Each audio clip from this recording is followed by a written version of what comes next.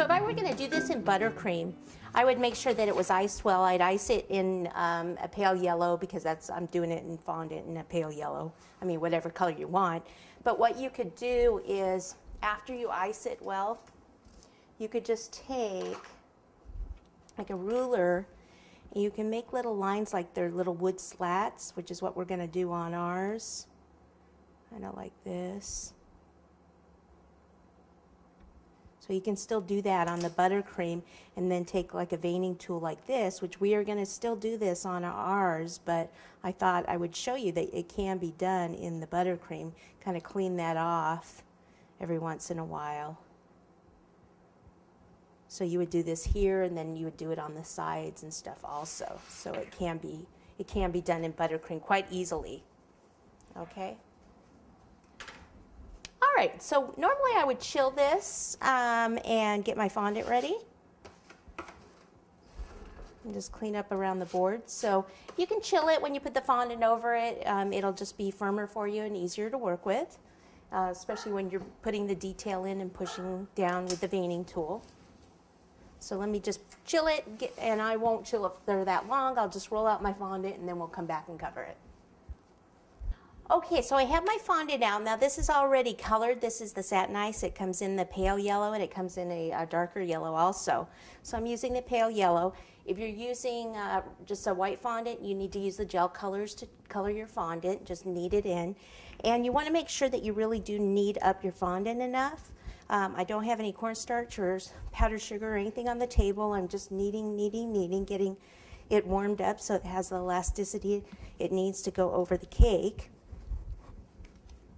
Okay, and then what I'll do is I'll kind of flatten it out a little bit here, like this, clean the surface, and take some cornstarch, put it down, and then I want it to be like a rectangle shape basically, so I can go that way a bit and then come back and go this way. Of course you can use a bigger rolling pin if you want, but I kind of partial to my little baby one.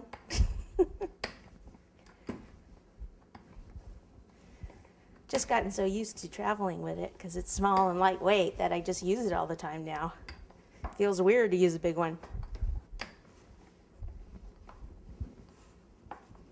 So I want to make sure that it's not sticking to the surface. So it's sticking a little bit, so I'll go ahead and put some more down.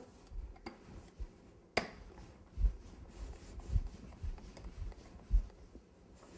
there's a little cake crumb right there, so let me get that out. And then smooth that.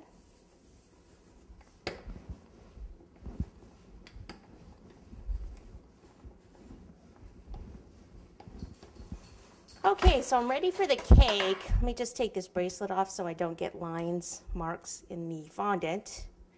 Rings, things like that. If you have those on, they'll usually mark your fondant.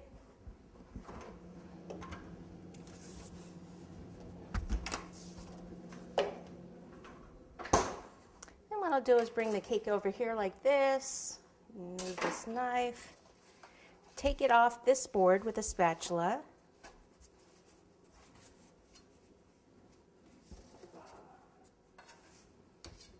If I leave the spatula under it, I can slide it a little bit, or not.